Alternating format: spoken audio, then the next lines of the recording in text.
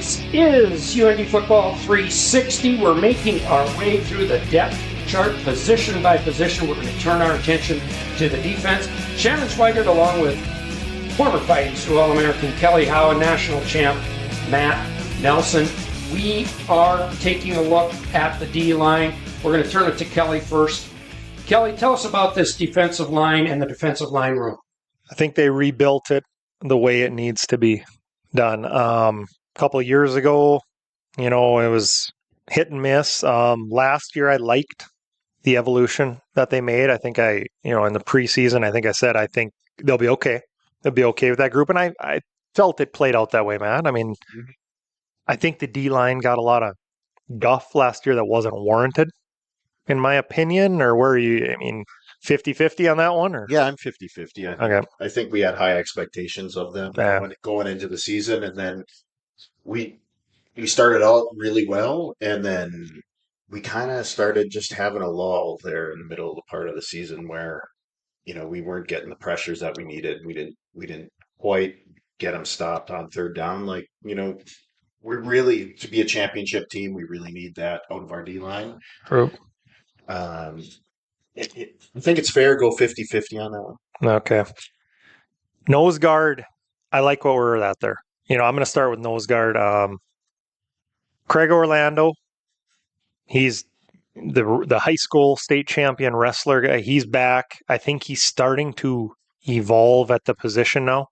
He was at it, he was the guy in high school where he was bigger and stronger at 290. Bigger and stronger than everybody else. And he's an ox. He's just like a farm boy type build to him, naturally strong. So he could just weight room guys around without any technique. Well, I think it took him a couple of years to build technique, and I think that's going to come into play this year. He's starting to learn how to use his hands, separate, shuck guys, use moves, whatever. You got to use the levers to keep guys at bay. And Orlando's your starter. Jeff Griffin, the transfer from Northern Illinois, he goes 315. So our first two are 290, 315 at nose. That's what we want, right? Big nose. They got to control the A's, I believe, Matt. You know more about that. Well, when we have the 3-4 defense, you need a nose guard to anchor your D-line. And to have a guy that's 3 bills or close to it is what you essentially have to have on your defensive front. So it's really assuring to me that we have that in not only Orlando, but he can't play the whole game, right? No. So those guys get tired up. Could you imagine? Right. So So to have a solid number 2, Griffin, who's 3 bills. A good kid, too. Good kid. Graduate already. So he's your this year's Hoosman. Coming in, mature. He's seen it all. He's done it all. He's done with the riffraff. Right. He's coming in to play his last year, take some grad classes, try to win some games. Yeah, and I love it. Yep. Absolutely. So that adds some seniority to the group, and it's exciting to have that in our nose guard position. Elijah Beach, been around for quite a while. He's listed as a senior now already. Unbelievable. 290. Beach will be a defensive end and a nose. They're going to list him as the third nose, but he's going to play defensive end. He's got the size. Kind of waiting for a little breakout from Elijah. He can play, but the consistency just needs to be there. You make multiple plays, string them together. Take that next step type of thing. And then I move over to right end. Starter at right end, Ben McNaboe.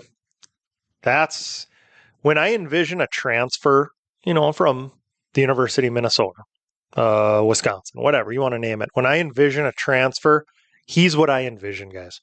6'3", comes in 230, 240, little raw. It didn't play there.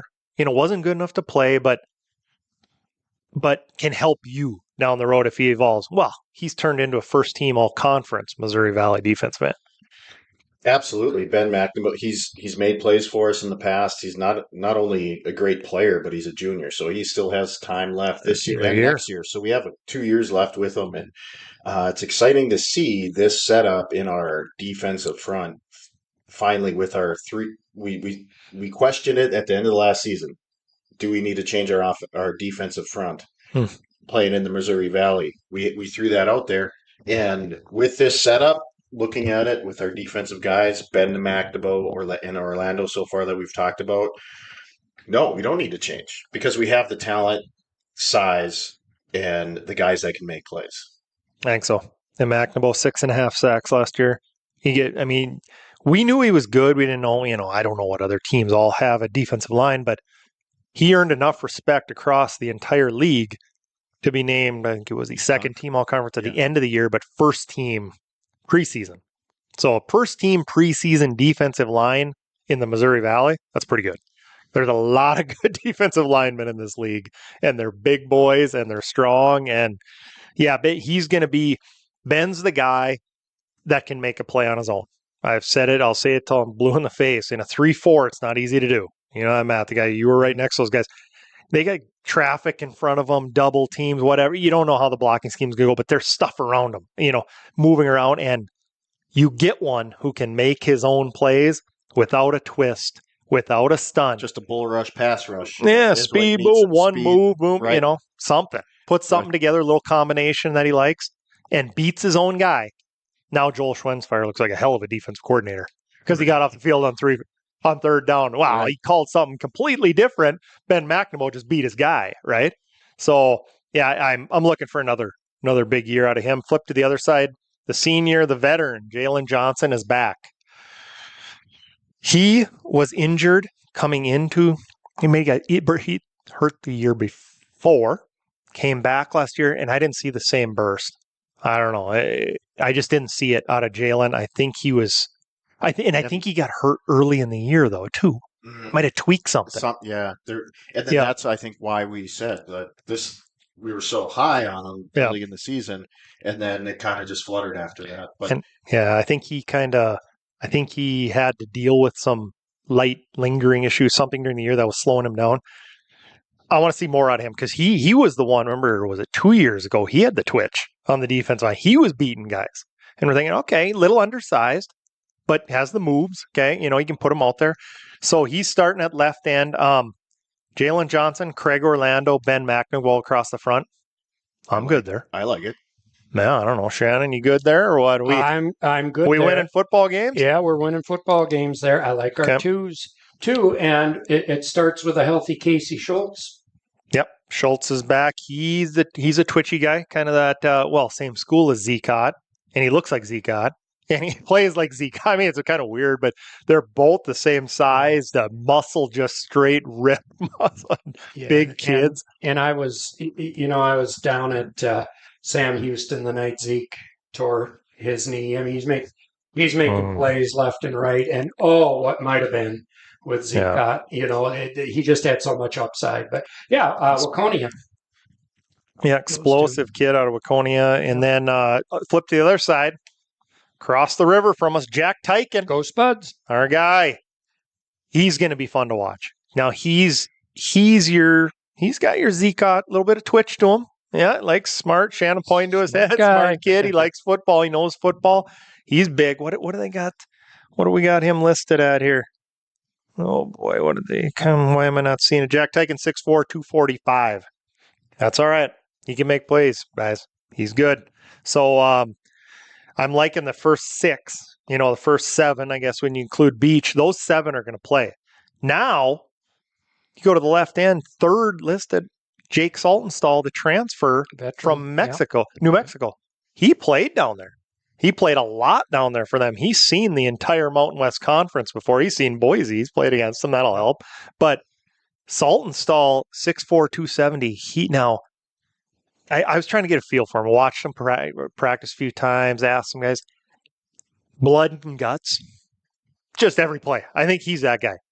Not the most athletic guy. Like he's not your Ben McNabb, but his effort is going to be 100% ripping, screaming, clawing, trying to get in there, and then he comes off to get a drink, get a break, and then he comes back in.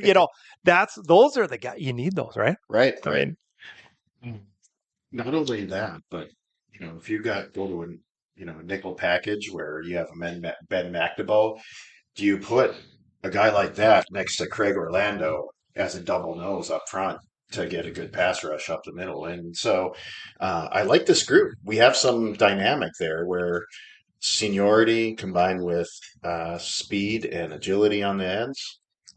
I'm not so sure We've heard the last of Barty Ogbu either. 9-man. Barty? Yay, 9-man. Yeah, Barty, he'll be in Coming there. out of Shiloh, Christian. But Barty Ogbu over on right end gives you some senior leadership as well. And He's a bull. He is strong is as an ox. Yep. Oh, he is just going to, you put him in there and tee off. Hey, have you seen the YouTube? Have you seen the Corey Malk YouTube clip where Barty? Obviously, it didn't happen every play. It's not going to happen every play. So I'm not saying, well, he handled, an NFL guy. By the way, watch Corey Malk play in a preseason game. Looks pretty good at the NFL level. We knew that. But anyway, it showed that Barty does have that in him. Again, it's not every play, but it did show, hey, he's going up against an NFL guy. But I think Barty brings too. You really got that's 9. They're going to play 9? Yeah, I think so. I mean, they're good. Those 9 are going to play. I think you need to play 9 in a 3-4. I mean, that is we saw 2 years ago in the North Dakota State game what a battle royale it is in the Missouri Valley. In the trenches. I mean, you play the Rapids, you play South Dakota, you play North Dakota State, you name it. UNI. I mean, you're going up against UNI. Their offensive line. You need 9 guys, and I think this is a deep group. Freshmen to look at, guys. We're down to freshmen on here, and they got 1, 2, 3, 4, 6 freshmen listed. A freshman who was really impressed, who had great high school tape, I remember, but you just don't know how it translates in. I remember thinking this kid had a chance was Braden Moore. Out of is he Farmington? Where were you? Braden Farmington. Yep, Farmington, Minnesota, south of Minneapolis. Very twitchy kid. Very explosive. He was in high school. You could see it. They'd line him up at a 7 or a 9 way out there on the end and could just isolate that tackle, and work him over that way. But more as a kid, they won't need him to play this year, I wouldn't think. But you never know. Might see him in there a game or two type of thing. And then Lucas Schweigert, 4th, or guy from Bismarck Century. Century High. Yep, he's 4th at nose. And then you're down to the rest are true freshmen. So it's this group I'm good with again. I mean, I know I've been positive this entire podcast up until now, and I'm going to stay positive because there's no reason not to be. It's well warranted to be positive about this group. It's what we need in a 3-4 defense, and we have it. Different, like you mentioned earlier, Matt, different body types, different abilities. Okay. And I think they can hold up at nose. Nose, that's the one I want to see. I want to see Craig Orlando take that next step. I think Griffin knows how to play. He's played enough in his life. We know he knows what he's doing. Beach, take the next step too. If Orlando and Beach can get something going in there, hold their own, maybe even dominate a little bit, now we're in business. Let's look at our defensive line. In our next segment that we'll release in a couple of days, we are going to take a look at the linebackers. Kelly and Matt, thanks for sharing your D-line prognostications, I guess. Look forward to a couple of days from now when we release the linebacking core.